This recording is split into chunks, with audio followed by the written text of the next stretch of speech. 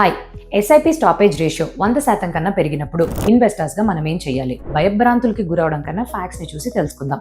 SIP stoppage ratio March 2026కి 101% చేరుకుంది. అంటే ఎస్ఐపిస్ని ఆపేసిన వాళ్ళ యొక్క సంఖ్య పెరగడం అండ్ ఎస్ఐపిస్ కొత్తగా వేసే వాళ్ళ సంఖ్య అసలు పెరగడం లేదు. ఎగ్జిట్ అవ్వడానికి ఇది కరెక్ట్ టైమా? ఎటువంటి రీజన్స్ వల్ల ఎగ్జిట్ అవుతున్నారు అని అంటే, మొట్టమొదటి కారణం యూఎస్ అండ్ ఇరాన్ మధ్యన జరిగే ఈ టెన్షన్స్ వల్ల సెన్సెక్స్ 11.5% పడిపోవడమే కాకుండా ఎస్ఐపిస్లో వచ్చే ఇన్ఫ్లోస్ కూడా తగ్గిపోయింది. 16.65 lakh crores నుంచి 15.11 lakh crores కి తగ్గింది. కొత్త వాళ్ళు ఇన్వెస్ట్ చేయకపోగా ఉన్న వాళ్ళు పోర్ట్ఫోలియోస్ అన్ని ఇంతలా బ్లీడ్ అవుతున్నాయని వాళ్ళు వెనక్కి తిరిగి ఎస్ఐపిస్ని ఆపడమే ఎక్కువగా ఉంది.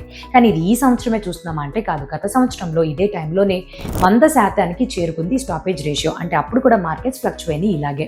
కాకపోతే అర్థం చేసుకోవాల్సింది ఏంటంటే, ఎవరైతే యంగ్ పోర్ట్ఫోలియోని మెయింటైన్ చేస్తారో 3 నుంచి 4 సంవత్సరాల మధ్యలోనే ఉండే వాళ్ళకి ఇంకా కాంపౌండింగ్ యొక్క లాభాలు మొదలై ఉండవు. ఇటువంటి టైంలో మార్కెట్ 10% కన్నా ఎక్కువ పడిపోయినప్పుడు ఈ పోర్ట్ఫోలియో మీద వచ్చే రిటర్న్స్ దానికన్నా ఎక్కువ శాతంలో పడిపోతుంది. ఉదాహరణకి గత 6 నుంచి 8 నెలల మధ్యలో మీరు కానీ ₹1,00,000 ఎస్ఐపిస్లో వేశారని అనుకుందాం.